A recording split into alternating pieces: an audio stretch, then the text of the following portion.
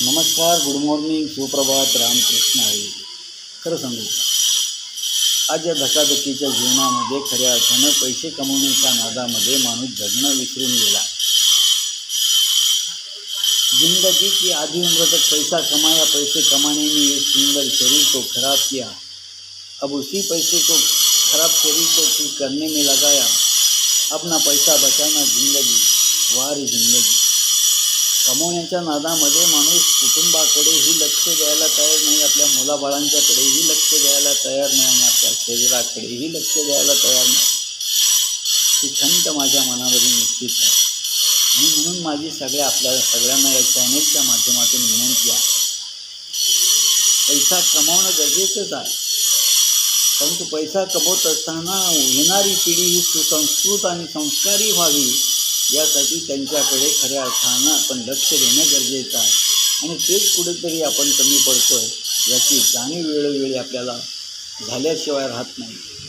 म्हणून मुलांच्यावरती संपत्तीपेक्षा संतती फार महत्त्वाची आहे आणि म्हणून त्यांच्यावरती संस्कार होणं गरजेचं आहे.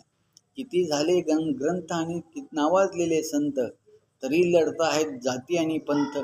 आजही जातीमध्ये तेढ निर्माण करून स्वतःची पोळी भाजवणारे राज्यकर्ते एका बाजूला आणि आपापसामध्ये आपली बांधून आपण आपली अधोगती करणारी लोक एका बाजूला. म्हणून आचार विचाराची शिदोरी जोपासणं खऱ्या अर्थानं गरजेचं आहे. अनेक साधू संतांचा वारसा आपल्या महाराष्ट्राला, देशाला लाभलेला आहे.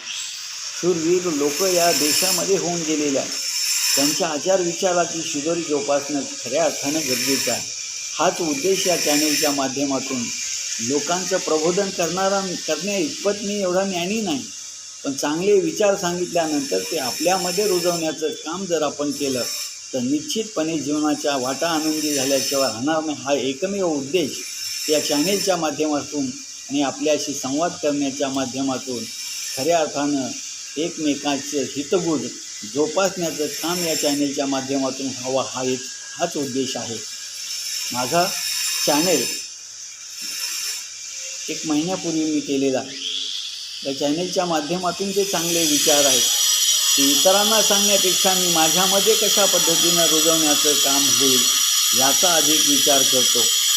आपणही चांगल्या आचार विचाराची शिदोरी जोपासण्याचा प्रयत्न या माध्यमातून करताल या अपेक्षेसह माझा चॅनेलला तुम्ही लाईक करा, आवडला तर लाईक करा आणि सबस्क्राईब करा. रामकृष्ण हरी.